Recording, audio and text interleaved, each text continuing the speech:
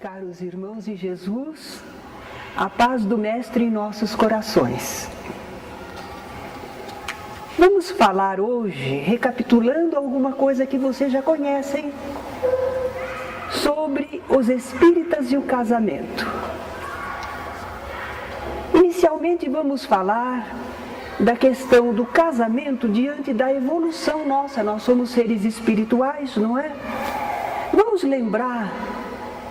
Não, nós não podemos lembrar conscientemente, mas vamos lembrar assim as informações que nos dizem sobre o estágio em que somos princípio inteligente. Ainda não somos seres individualizados. Não, nós estamos lá no princípio da nossa criação, não é? Todos nós passamos por lá.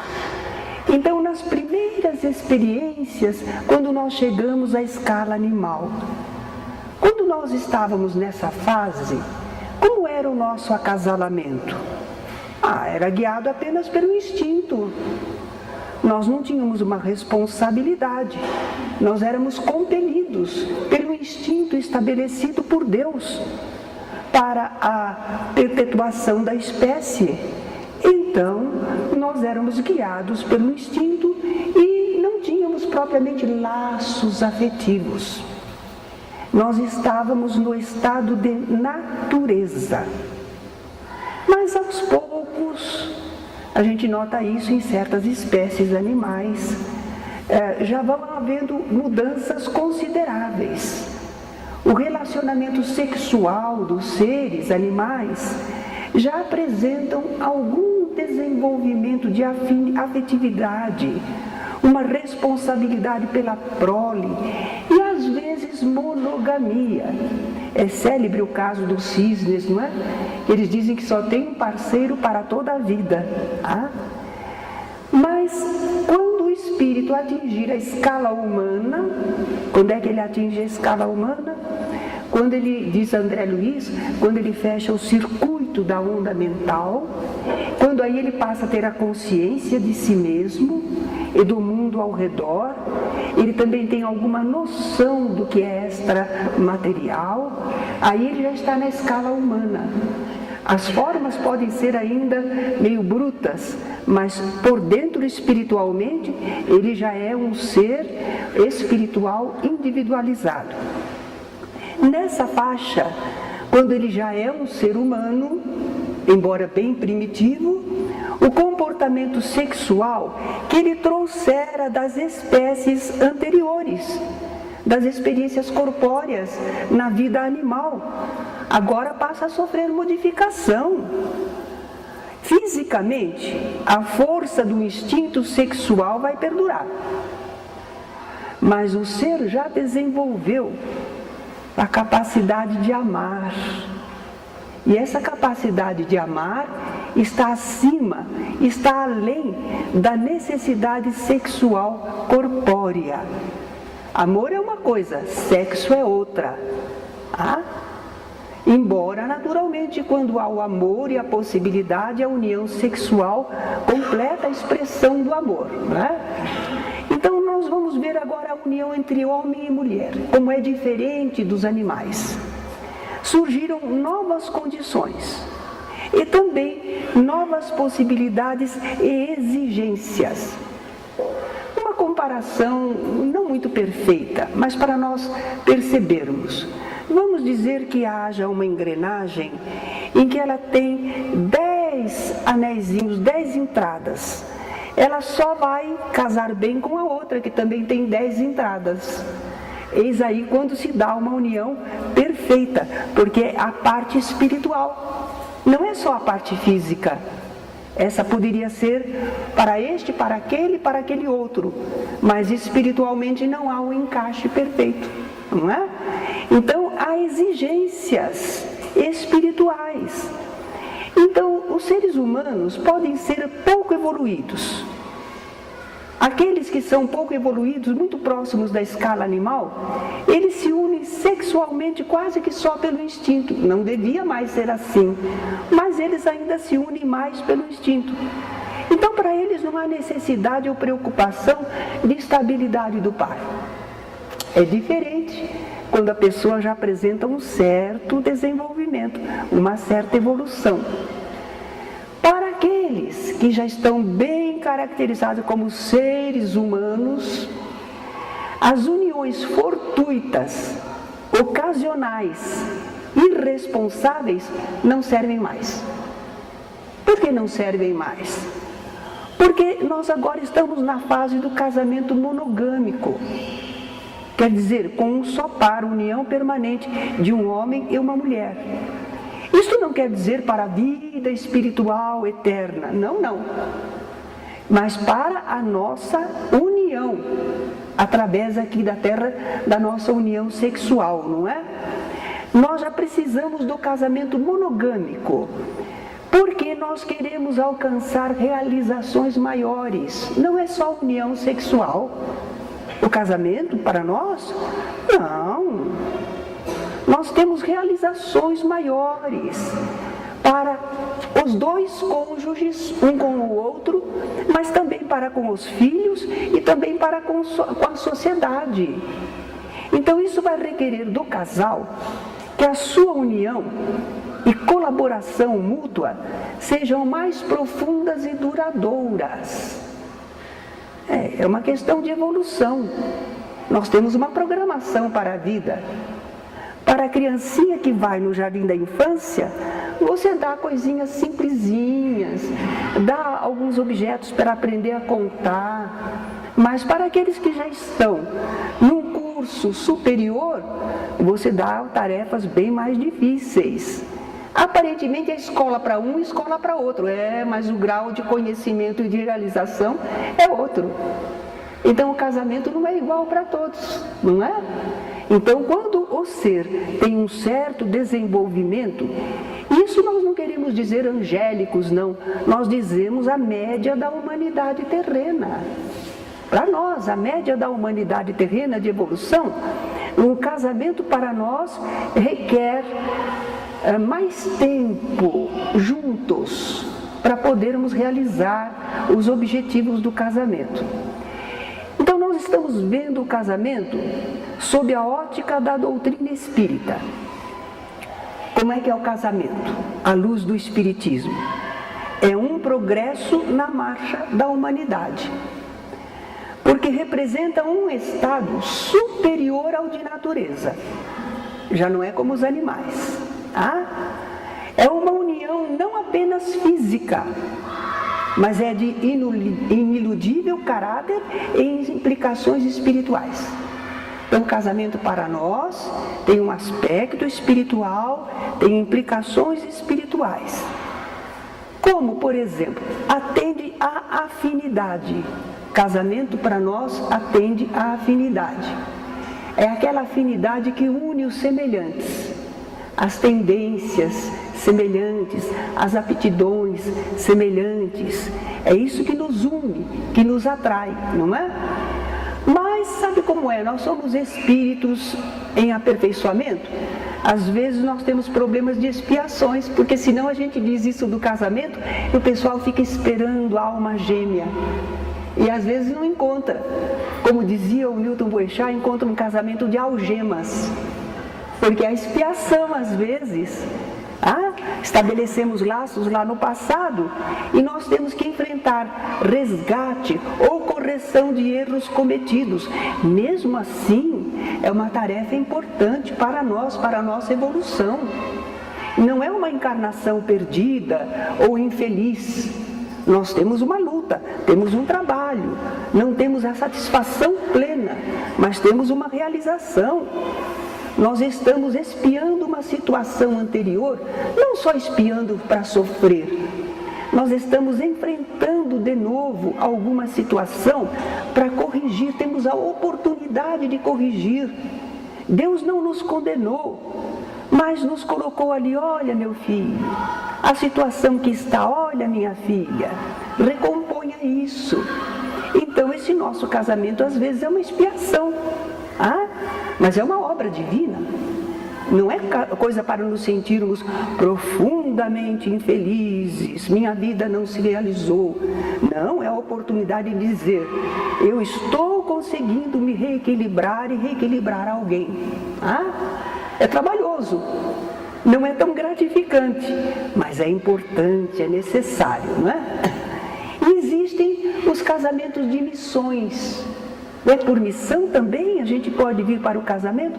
Sim, eu gosto de citar o caso de Madame Curie, aquela grande cientista, não é? Eu li um pouquinho um livro sobre ela e só me gravei alguns pontos muito interessantes. A Madame Curie nunca fez questão de dinheiro, de riqueza.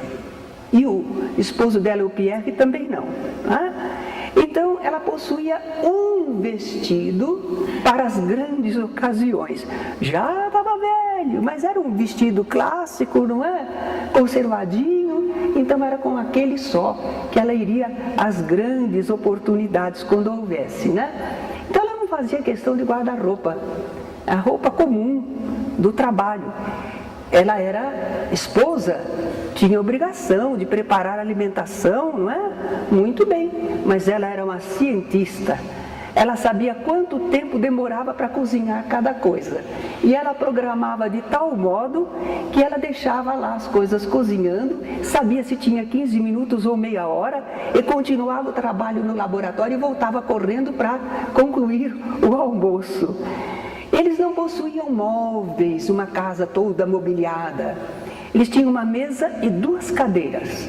Embora eles tivessem 2 filhas, mas eles tinham uma mesa e 2 cadeiras. Então eles não tinham preocupação com as coisas materiais. Eles viviam para a ciência e para a família.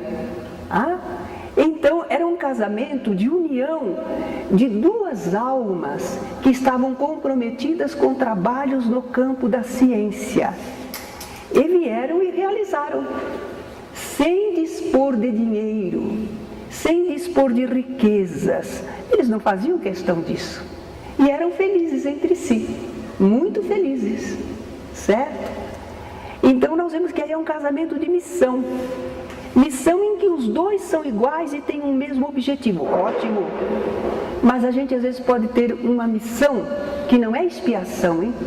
Mas é a missão, vem alguém e diz assim, eu quero reerguer esta pessoa. Eu quero reerguer, inclusive, mais alguns que virão como filhos. E vem a pessoa, ou como homem, ou como mulher, e vai ser aquele na família que dá sustentação, equilíbrio, ajuda, devotamento. Esse também é um casamento de missão, porque foi uma tarefa que ela aceitou essa pessoa espiritualmente para vir realizar através do casamento. Não é um casamento de missão quando os 2 são iguais, mas é uma missão de alguém para reerguer algumas pessoas queridas, não é? Então também é uma missão. O casamento, então, para nós espíritas, resulta de resoluções tomadas na vida do infinito, antes de encarnar. O pessoal anda dizendo aí nas músicas, né? Estava escrito nas estrelas. Como é que é? Te conheci, amei, depois nasci. Eles já estão falando umas coisas assim, não estão? Às vezes, antes de encarnar, nós programamos o nosso casamento, a possibilidade de encontrarmos tal pessoa e nos unirmos a ela. Às vezes fizemos isso porque nós já somos capazes de pensar, de analisar, de escolher. Agora, se a gente ainda não está em condições de escolher, porque às vezes a gente é como uma criança, que se deixar ela escolher, ela não vai para a escola não. Então, se nós ainda não temos capacidade para escolher, os bons espíritos escolhem por nós. Eles programam para nós, não é? Eles orientam, são aqueles mentores mais elevados. E eles então programam para nós o casamento que é compatível com as nossas necessidades espirituais, com as nossas possibilidades espirituais. O casamento para nós espíritas deve se basear no afeto e na responsabilidade de um para com o outro. E o casamento deve ser respeitado e mantido o mais possível, porque senão nós não vamos conseguir concretizar os objetivos espirituais que a gente visava com esse casamento. Por isso ele tem que ser durável, não é? O nosso casamento deve se basear no afeto, mas muita gente não casa por afeto, né? Casa por interesse, conveniências. Então, às vezes, as pessoas ainda não estão sabendo escolher bem.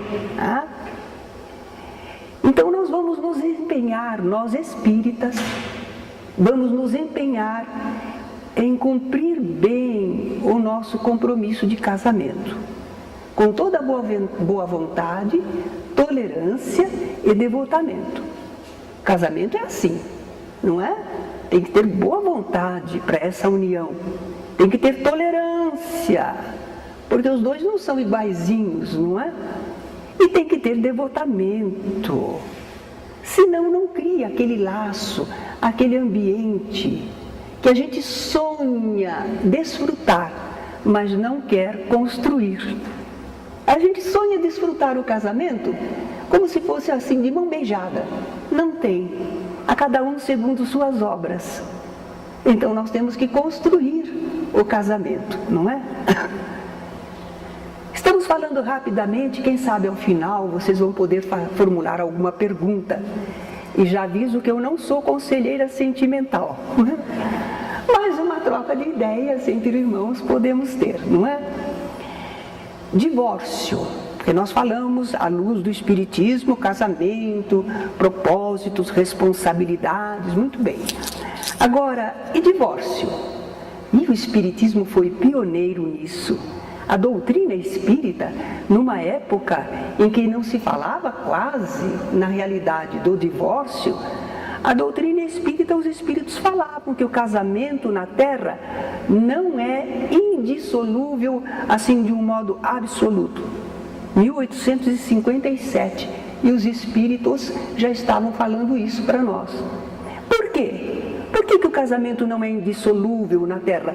Outras religiões dizem que é, né? Que é um sacramento divino.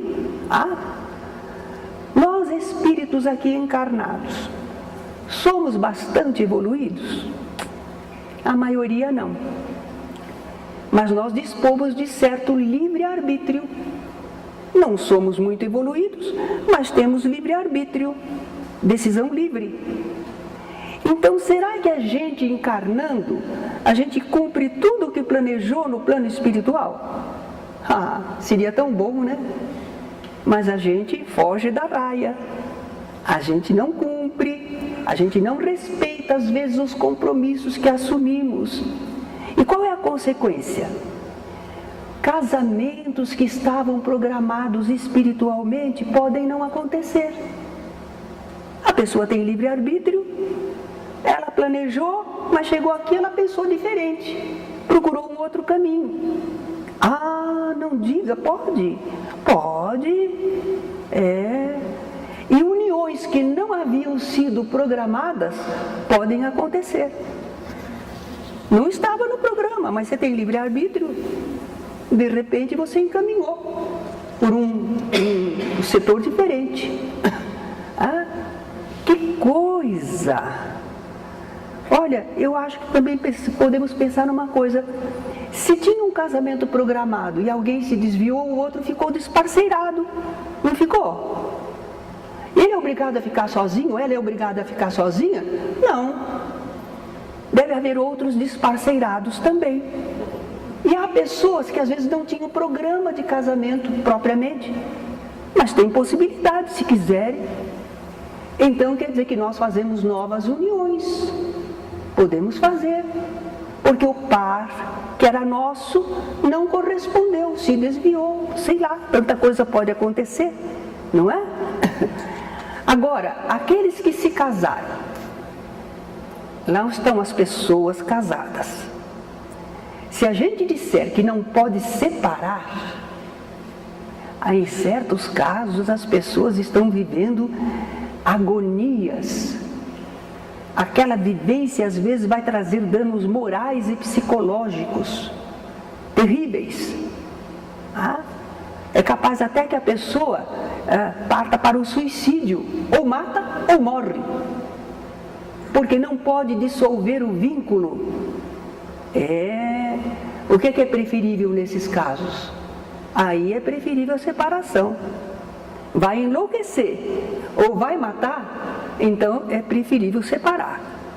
Nós não estamos dizendo que é bom separar, que pode separar. Nós estamos dizendo que é o mal menor. É mal também, mas é o mal menor, não é?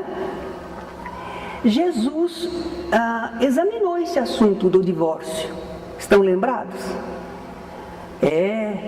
Os israelitas perguntaram a Jesus por que Moisés então tinha permitido a eles dar carta de repúdio, de divórcio. E Jesus respondeu: Moisés vos permitiu repudiardes vossas mulheres. Interessante, era o homem que se divorciava, agora a mulher ou o homem divorciam. Entre os israelitas, a sociedade era bem machista mesmo, só o homem tinha essa autoridade, não é? Moisés vos permitiu repudiardes vossas mulheres por causa da dureza dos vossos corações. Mas a princípio não foi assim, disse Jesus. Quer dizer, o planejamento divino, homem e mulher se unirem e cumprirem as suas tarefas, os seus deveres no casamento. Esse é o plano divino. Mas a dureza dos corações humanos, pouco evoluídos, caprichosos, arbitrários, esses então instituíram o divórcio. Foi por isso que Moisés colocou lá para os israelitas que o homem podia repudiar sua mulher, não é? E hoje em dia, não é ainda pela dureza dos corações, masculinos ou femininos, que os casamentos se desfazem e acontece o divórcio? É pela dureza dos corações. Eu tive como vizinhos um casal de jovens, mas eu não sei o que aconteceu na vida deles. Eu tenho a impressão que eles estavam muito ocupados, cada um com a sua carreira, e não deram origem a filhos. E depois eles estavam passando do 7º ano, que dizem que é crise, né, no casal, o 7º ano, entrando no 8º ano, eles se separaram.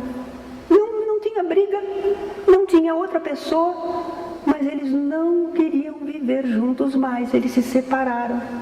Eu acho que é porque eles não cumpriram os objetivos do casamento. Eles não abriram a vida para aqueles seres que deviam vir e enriquecer a vida familiar, dando trabalho, mas enriquecendo de sentimentos, de ideais, né, para a realização. Então, que pena! Um casal jovem, educados, equilibrados, mas vazios. Não encontravam mais nada um no outro. Muito triste aquela separação, não é? Não seria a programação espiritual para eles, mas a criatura tem livre-arbítrio. Quando nós temos problemas graves assim no casamento, antes de concretizar uma separação, vamos recorrer a todos os recursos possíveis de compreensão, de harmonização. Por exemplo, diálogo entre os cônjuges. Eu assisti um filme outro dia em que o homem dizia assim, explicando para o filho o que tinha acontecido entre ele e a mãe. Sabe o que foi, meu filho? Nós às vezes tínhamos coisas para dizer um ao outro, mas a gente não disse. A gente não disse, e aquilo foi crescendo e ficou muita coisa não dita entre nós. Faltou o diálogo, não é? Olha a separação como às vezes ocorre. Tem que haver esse diálogo. Então, o diálogo entre os cônjuges, para ver o que está acontecendo, por quê. É preciso preparo para dialogar, senão daqui a pouco é só briga, né? É só discussão. Aconselhamento de psicólogos. É interessante Os psicólogos, eles estudam o psiquismo humano. Eles sabem as nossas colocações, nossas necessidades, por que a gente não consegue enfrentar tal coisa, como deveria agir. Eles podem nos ajudar. Aqueles psicólogos que são experientes em assuntos de casais, não é? A meditação, a oração também.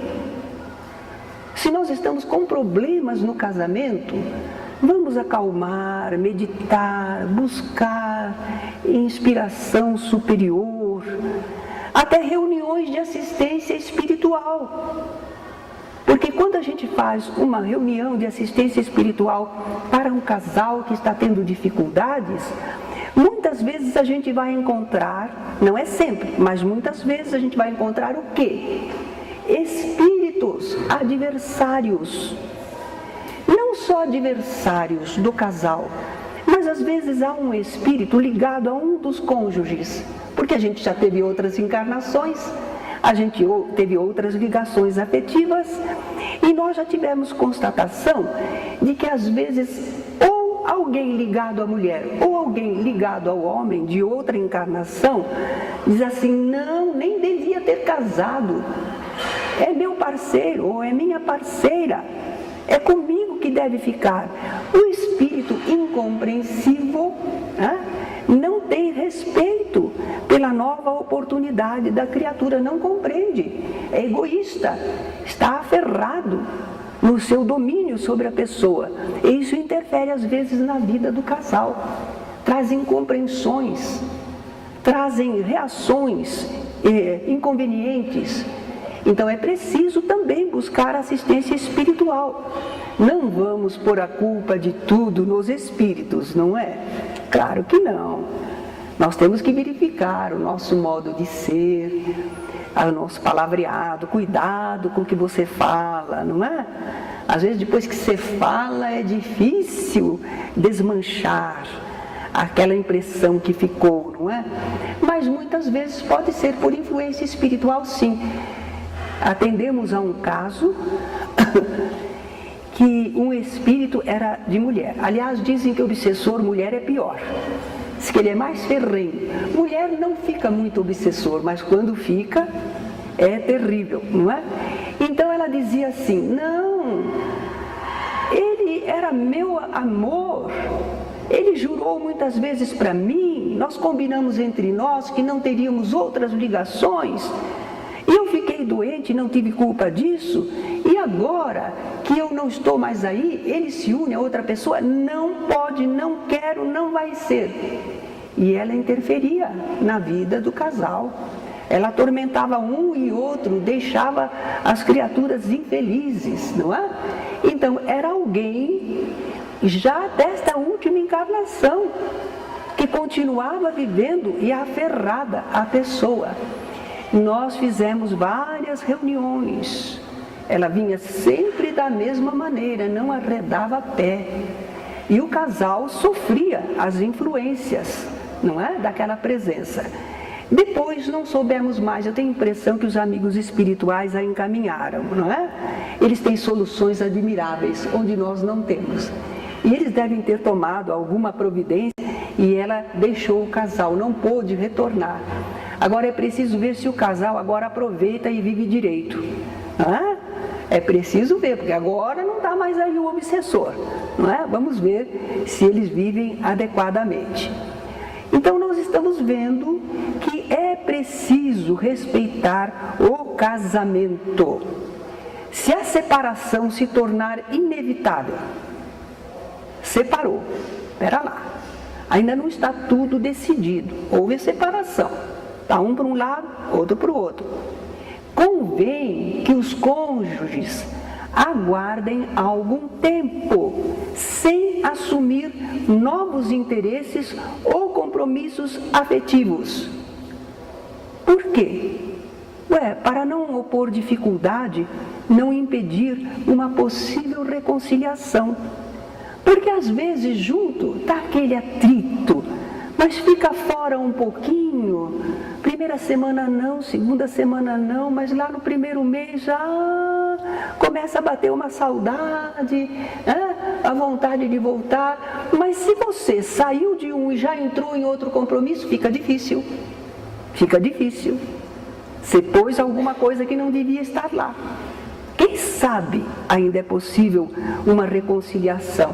Temos visto muito isso. Por que a pessoa que sai de uma união assim, logo assume outro compromisso? Não pode ficar sozinho? Ou é para mostrar para o outro que consegue arranjar alguém? Não é? Orgulho, vaidade. Então é isso que às vezes complica. Calma! Está separado, tudo bem, está separado, vamos ver como é que fica. Dá um tempo sem novos compromissos, não é? Mas as pessoas às vezes não fazem isso e perdem a oportunidade de uma reconciliação. Quando o divórcio acontecer mesmo, o objetivo espiritual que havia para aquele casamento acabou? Não acabou. Quantas tarefas a gente deixa inacabadas no mundo e a gente volta para completar e para fazer, não é? Então não acabou. E o que vai acontecer? Ficou adiado. Terá de ser retomado em outra oportunidade, talvez em outra encarnação. Aí daí, tudo bem, a gente volta, mas a situação poderá estar mais grave. Agora era mais fácil, estava tudo oportuno. Mas agora, conforme a sua atitude, o que fez, o que deixou para trás, às vezes a pessoa ficou magoada, desconfiada. Ela não consegue mais confiar. E aí você tem um cônjuge, o esposo ou esposa, desconfiado. Você diz, mas não pode desconfiar de mim, não pode? Olha lá a lembrança do passado. Certo? Então, às vezes, você encontra de novo, vai completar o casamento, o objetivo, tudo bem, mas o outro está ressentido e desconfiado, e gerou isso. Então, às vezes, a gente perdeu a condição mais propícia para realizar aquele objetivo espiritual. Às vezes, valia mais aguentar alguma coisa. Claro que há certos casamentos que a pessoa fica numa situação terrível. O outro não respeita, o outro não ajuda. Não há um verdadeiro casamento. Tudo bem, a gente compreende. São os problemas humanos. Mas probleminhas, é melhor ter paciência e aguentar. Porque enquanto isso, apesar das dificuldades, a gente está realizando o objetivo espiritual do casamento. Seja em relação à família, aos filhos, a acompanhamento da vida deles. Mas principalmente, o que nós vamos dizer agora. Aqueles cônjuges que souberem respeitar seu compromisso, eles só terão a ganhar espiritualmente. Por quê? Tolerando-se e ajudando-se mutuamente, eles triunfaram das provas ou expiações que os trouxe a esta encarnação. E também eles cumpriram os seus deveres junto aos seus filhos. Ótimo! Ainda mais, entre o homem e a mulher terão se desenvolvido ou se tornaram mais sólidos laços de confiança e estima. Esses laços são invisíveis, mas são duradouros. E essas duas pessoas sempre se sentirão unidas de um modo amigo e feliz, aqui ou na vida do espírito. É aquela coisa, encontra, tem aquela correspondência. Não precisa ser de novo marido e mulher, porque a vida nos traz para situações as mais variadas. Mas a gente tem confiança e estima. Como é que se fez essa confiança e estima? Foi o devotamento de uma vida. Agora a gente conhece aquela pessoa e sabe que essa pessoa é fiel, cumpridora dos seus deveres, que é uma pessoa em quem se pode confiar. Então essa estima e confiança é construção espiritual, que às vezes era o objetivo nesse casamento.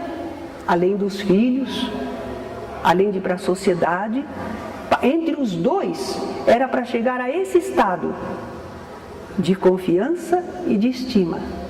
O amor, amor espiritual, certo? Era para chegar aí. Agora, se a pessoa saiu antes da hora, não conseguiu, não formou. É por isso que volta para formar. No lugar das dificuldades, tem que estabelecer essa ligação simples, fácil. Às vezes esse era o objetivo do casamento. Agora, aquele que cumpre fielmente o seu papel espiritual e material no casamento. Mas o seu cônjuge não cumpriu, não. E como é que fica essa pessoa? No plano espiritual ela está liberada, porque ela cumpriu a parte dela. Se ela cumpriu a parte dela, está liberada diante da vida espiritual, porque ela cumpriu a sua parte no casamento. O outro é que não cumpriu. Então, espiritualmente, ela está livre. Pera lá, está livre. Mas agora aqui a gente vai encontrar uma coisa tão linda, né? Às vezes a pessoa está liberada, não precisaria voltar àquele casamento, mas a pessoa cresceu espiritualmente, desenvolveu o sentimento, a compreensão. É uma pessoa muito mais entendida espiritualmente agora. Ela olha lá para trás e vê aquele cônjuge que para ela agora é um irmão. Mas ele está desorientado, perturbado, atrapalhado. E ela diz, mas eu aqui estou bem, estou feliz, não tenho nada com isso. Não. Ela sente amor. Ela desenvolveu o sentimento. Não, ela não espera aquela reciprocidade, ela não tem mais essa ilusão. Mas ela tem o desejo de ajudar. Ela não quer ver a pessoa assim.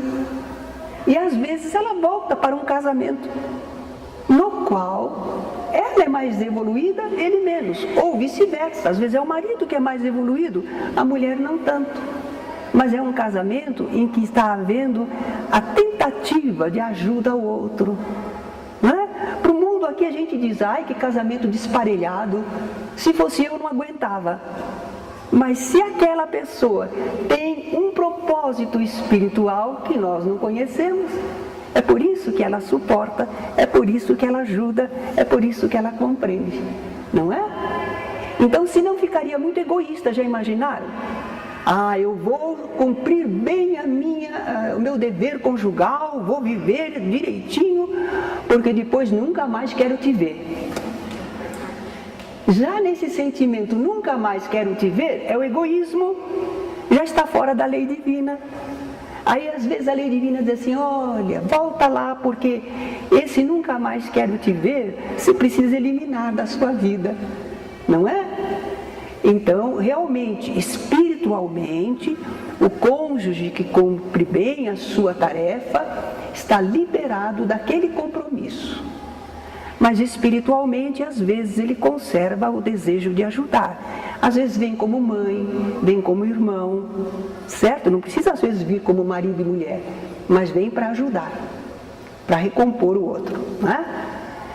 Agora que nós falamos do casamento à vista do espiritismo, como é que a gente entende? Vamos agora pensar na forma social ou religiosa do casamento espírita, não é? Porque agora é que nós vamos ver. Muitos jovens espíritas dizem, fiquei noivo. E agora, como é que a gente faz? Como é que espírita se casa? Vamos lá ver? Vamos dizer que os dois noivos são ambos espíritas. Fácil. Muito fácil. A gente vai respeitar as leis do mundo. Dai a César o que é de César. Então vai ter o casamento civil, claro, precisa, são as leis terrenas para estabelecer direitos e deveres, não é? Mas não precisa cerimônia religiosa. Nós temos sacerdote para realizar cerimônia religiosa, nós temos rituais, não temos, então não vai ter. O Espiritismo procura nos libertar das exterioridades, mas ligar-nos diretamente à vida espiritual. Então o Espiritismo não tem sacramentos, dogmas, rituais, sacerdócio, não tem. Um centro ou uma sociedade espírita não deve realizar casamentos em sua sede, na casa dos noivos, em outro local qualquer. Não, não tem. Não tem casamento espírita, um sacramento, uma solenidade espírita, não tem. E então quer dizer que o casamento do espírita não tem nada de espiritualidade? Tem. Tem. Para ter espiritualidade não precisa ritual, não é? Então nós vamos ver, vocês têm aí no livro um exemplo, o casamento de Mário e Antonina, do livro Entre o Céu e a Terra. Nossa! Por exemplo, esse enfermeiro, ele era solteiro. E a mulher é viúva e tem filhos. Esse enfermeiro ora e quer servir a humanidade. E um dia falam para ele espiritualmente: espera, você não observou a fulana? Ela tem aqueles filhinhos para criar sozinha. Você não quer uma tarefa, um serviço ao próximo? Olha, o casamento não estava programado, mas era possível. Então, pensa na fulana. No dia seguinte, quando ele acordou, ele não lembrava do sonho, da vivência que ele teve enquanto o corpo dormia. Mas, quando ele encontrou a companheira lá no movimento espírita, tocou uma campainha dentro dele. Ele prestou atenção nela, não é? E aí começou um interesse, um namoro. E eles então foram se casar. Ele ia ser pai dos filhinhos dela, ia ter uma família, uma bela tarefa, não é? Então, no caso, a gente vê como é que eles se casaram, está no livro Entre o Céu e a Terra. Houve cerimônia civil, não houve cerimônia religiosa, mas houve comemoração espiritual, só que não foi em nenhum centro espírita, foi no lar mesmo. Alguém proferiu uma prece, mas era alguém da família dos noivos. Não precisou chamar nenhum representante de centro, do movimento espírita, nenhum orador famoso. Não, era uma coisa íntima, em família. Mas algumas irmãs de caridade que já estavam no plano espiritual e que eram aquelas que trabalhavam com o enfermeiro, estavam lá presentes espiritualmente. Em espírito, a casinha estava cheia. Tinha os espíritos amigos da noiva e do noivo, todos vibrando, comungando espiritualmente, rogando a Deus pelo casal. Havia grande espiritualidade. Não havia materialmente nenhuma organização especial, não é? Então nós vemos, se os dois são espíritas, já sabem como se casar. Mas e se um só dos noivos é espírita? E nesse caso, eu ressalto que é uma opinião pessoal. Porque o Espiritismo não vai explicar cada caso. Nós é que procuramos aplicar o conhecimento espírita na vida. Então vejamos. O espírita na sociedade é maioria ou minoria? Minoria. Qual a probabilidade de um espírita casar com um espírita? É menor. Provavelmente ele vai encontrar o seu parceiro ou parceira entre os não espíritas. E aí? Como é que faz? Ou aquele que é espírita tem o direito de não ficar preso a fórmulas religiosas, porque essas fórmulas nada mais lhe significam. Mas e o parceiro? A parceira? Será que já está livre? Às vezes não. Para aquela pessoa é muito importante. É muito importante. O espírita pode tentar ajudar na renovação das ideias religiosas. Não só o seu parceiro ou parceira, mas a sociedade. Trazer novas ideias, não é? Mas o espírita não vai conseguir mudar a sociedade se ele esconder sempre aquilo que ele já conhece espiritualmente e se ceder sempre aos costumes religiosos. O espírita tem uma tarefa, não é? Não de brigar, não de ser intolerante tolerante.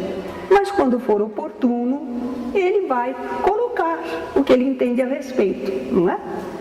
Então vamos ver, o espírita está encontrando alguém que não é da sua religião. O que ele vai fazer? Ele notou o seu interesse, ele notou que há alguma correspondência. Ele vai procurar verificar logo na fase de namoro o entendimento religioso do futuro cônjuge. O quê? Vai falar de religião? Ué, a gente fala de tudo quando namora, não fala? Que prato a pessoa prefere, qual o artista de cinema, qual o tipo de música, tudo a gente pergunta. E por que não vai perguntar a respeito do que entende de religião?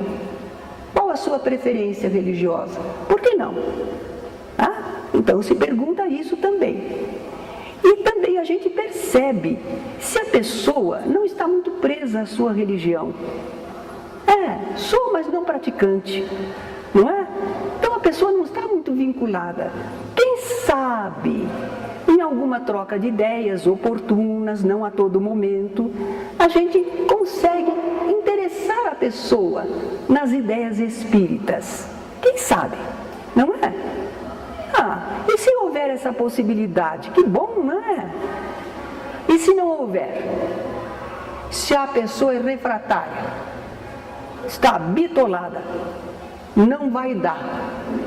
Aí o espírita vai pensar bem se os fatores de união persistem ou se é preferível não levar adiante o namoro. Porque não é assim que acontece?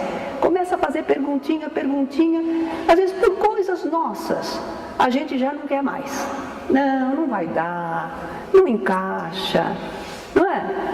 Então às vezes a gente vai ver e diz assim, não vai dar.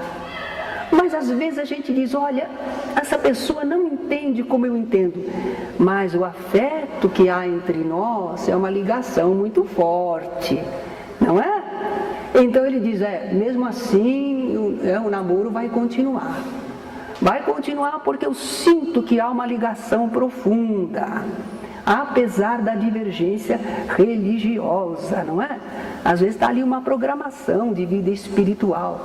Muito bem, então agora tem que pensar na forma de realizar esse casamento, em que o espírita está se unindo a alguém que não é espírita, está preso a outras fórmulas religiosas.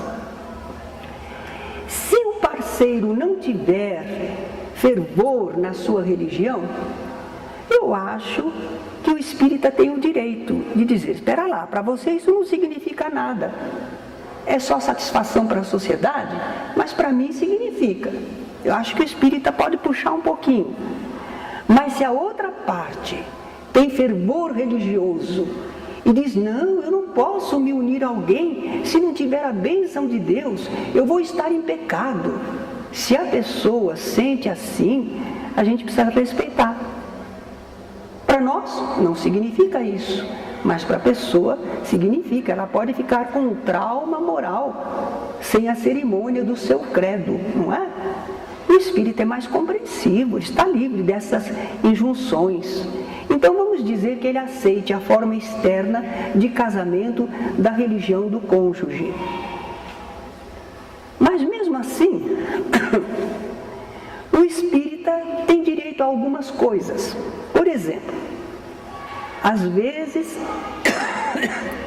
para fazer o casamento na religião do outro, o espírita tem que se batizar, confessar, comungar. Opa! Aí são sacramentos individuais. O parceiro não pode ir sozinho lá para casar, tem que ir com a gente. Tudo bem. Mas sacramentos individuais, não, o espírita também não deve ser obrigado. E como é que faz então? Ora, o cônjuge, o parceiro ou parceira vai conseguir na igreja dele dispensa desses sacramentos para o espírita. Ajuda um pouquinho, não é?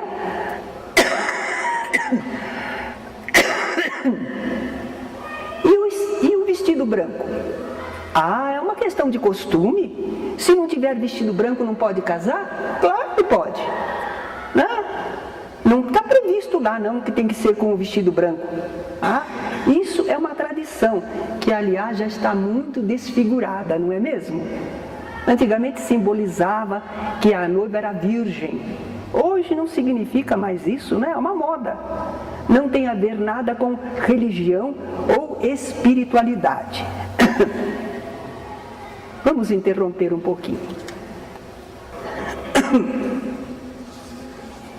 Estamos então diante desse conhecimento de que às vezes uma intolerância do espírita diante da necessidade espiritual do seu parceiro faz com que não se concretizem uniões que estavam programadas espiritualmente. Eu me recordo que em Campinas havia o seu Leôncio brasileiro e a esposa dele. Ele era espírita, ela não. Quando havia movimentos de mocidade, ela permitia que ele hospedasse jovens. Com toda boa vontade, ela acolhia os jovens espíritas em sua casa. E ele contou para nós que na cabeceira do criado mudo dele tinha o Evangelho segundo o Espiritismo. E na cabeceira do criado mudo dela havia a Bíblia. À noite, cada um deles lia um livro, mas eles se entendiam perfeitamente e se respeitavam. Ele a levava à igreja, porque ela precisava de companhia, de acompanhamento, não ia andar pela rua assim. Então ele levava ela e trazia de volta quando terminava. E da mesma maneira, quando estava se aproximando o horário da reunião espírita dele, ela dizia: meu bem, você não está se atrasando não? Olha o relógio.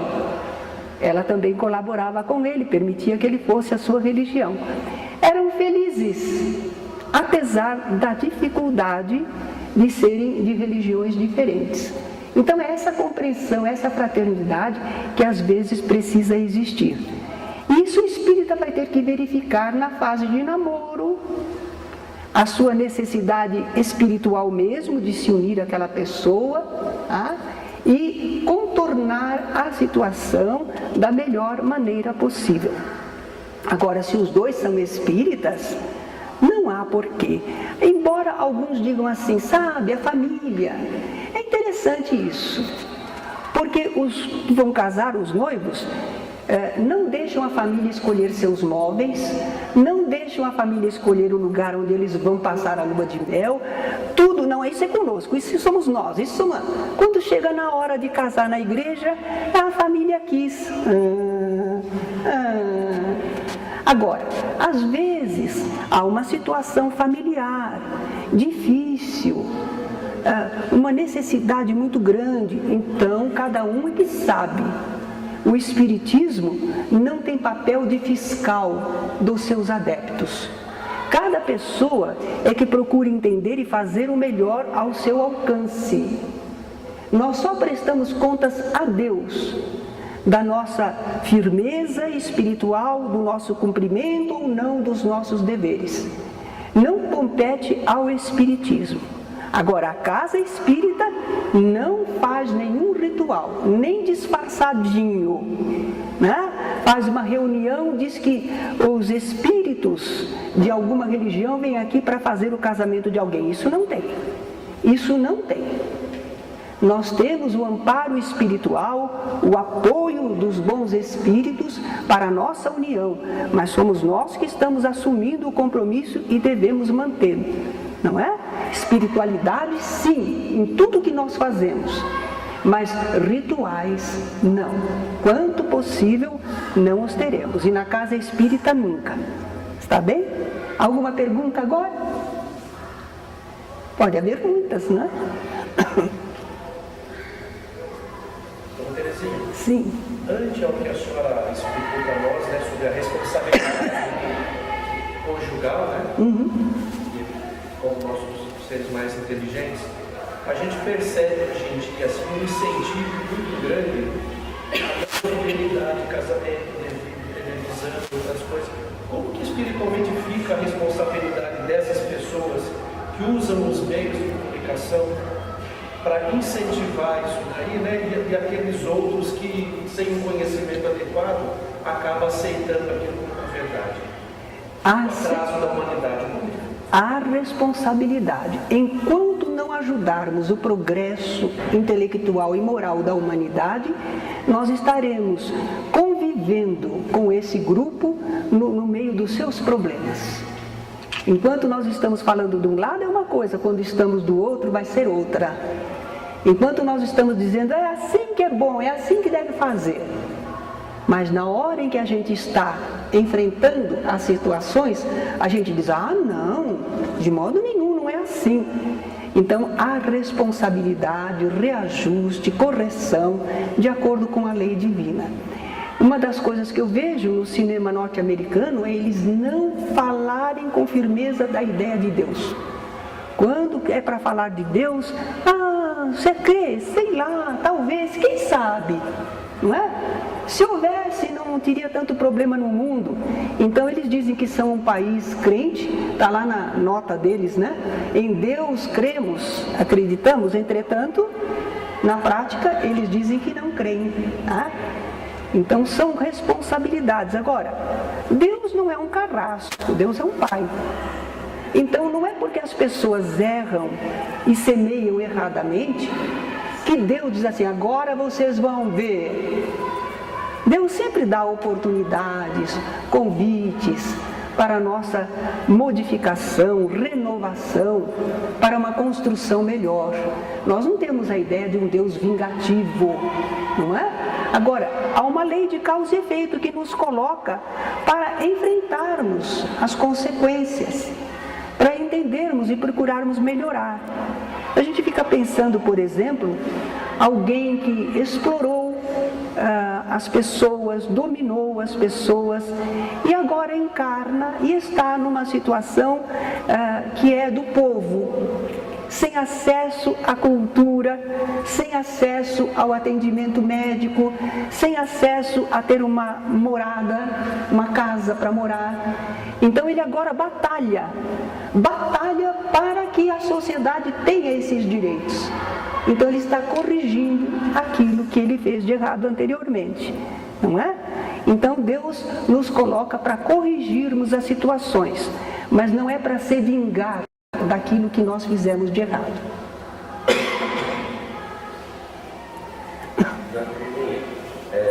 Normalmente, né, eu tenho sentido muito as coisas que eu tenho visto, né, pegando até o gancho da pergunta dele ali, porque eu trabalho diretamente com o público. Eu sou professor da rede estadual, né, e a gente sente muita mesmo, né? Então, até com relação a essa questão da mídia, dizem que estamos vivendo a era da informação, né? Então a gente vê assim a informática de uma maneira muito contundente, atuando na vida das pessoas, por causa de diversos sites da internet e por causa também da televisão e do rádio, né? Infelizmente, eu sou obrigado a confessar que eu ando um tanto quanto pessimista com relação à situação da humanidade, em relação às relações humanas, né? A gente dentro da escola a gente vê muito isso, né? Uma dissolução total da entidade chamada família, né? E eu fico naquela sensação de que será que estamos vivendo a putrefação da semente para poder florescer, alguma coisa assim? Porque eu não sei se é isso, porque o que a gente vê é cada dia mais os jovens mais descrentes, mais materialistas, bebendo cada vez mais, relações cada vez mais fúteis, a gente tem visto muito isso, né? É verdade. Inclusive dentro da própria família da gente, né? A gente vê assim pessoas até religiosas, onde os filhos se enfiam na internet e passam as sugestões que eles recebem, a educação que eles recebem, né? Realmente é um problema. Quando as coisas estão muito difíceis, eu digo assim, penso assim, Deus sabe. Deus sabe. A nossa crença tranquila repousa no amor de Deus, é o que diz um poeta, né? Espírita. Realmente, o mundo não está, a matroca não está sem direção. Às vezes, essa permissão divina de chegarmos a exageros, às vezes a gente chega a exageros e depois retorna ao equilíbrio, não é? Aquela sensação de pêndulo, vai, mas volta. Então Deus tem recursos para isso. No meio disso tudo, o grande problema está o que eu estou fazendo, o que eu devo fazer, o que eu posso fazer. O resto é com Deus. Nós não podemos consertar o mundo, mas nós temos responsabilidade nossa diante da lei divina. E o mundo não está perdido, não. A gente vê, por exemplo, a Idade Média, a gente vê épocas de trevas e depois a humanidade ressurge. Os espíritos imortais, eles estão no meio disso tudo aprendendo e realizando. Mas atrás vem espíritos primitivos ainda, que estão começando as suas experiências. Então a Terra é um mundo de provas e de expiações. Por muito tempo ela vai ensejar problemas, porque os espíritos não são evoluídos e causam as situações, os desequilíbrios e tudo. Os espíritos que evoluem mais, eles se liberam da Terra. E o nosso propósito é chegar a fazer da Terra um planeta de regeneração. Não será ainda o final da evolução, mas terá mais organização, terá mais compreensão. E nós devemos confiar, porque a lei é de progresso. Uma das leis que a gente aprende, princípios da doutrina espírita, é lei de progresso. Ninguém pode impedir o progresso para sempre. Allan Kardec usa aquela imagem de uma fonte que está jorrando água, e a água vem vindo e encontra obstáculos, torrões de terra, mas ela vai abrindo o seu caminho. E não adianta impedir, porque de lá sempre vem mais água. Ninguém impede o caminho de uma fonte, ela vai abrindo o caminho. A lei de progresso é assim. Nós temos resistências, temos desvios, mas a lei de progresso vai se fazer. Os seres vão progredir intelectual e moralmente. Agora, este é programa, às vezes, para muito tempo. Nós estamos entrando no 3º milênio. O pessoal pensava assim, quando chegar o 3º milênio, o mundo estará diferente. Mas tem 1000 anos o 3º milênio. Temos tempo aí para realizações, não é? Agora, às vezes também dizem que nesta época haveria a liberação de muitos espíritos que estavam retidos no plano espiritual e eles iam ter uma última oportunidade para ver se acompanham ou não o progresso intelecto-moral da Terra. Então, muita coisa que a gente nota de descalabros talvez seja influência dessas presenças encarnadas ou não que estão influindo sobre as mentalidades. Certas músicas e bailes que a gente olha parece um inferninho, parece a zona do umbral inferior, não é?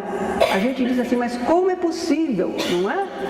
Então, dá a impressão que o mundo está se perdendo e que não há solução. Há uma programação divina.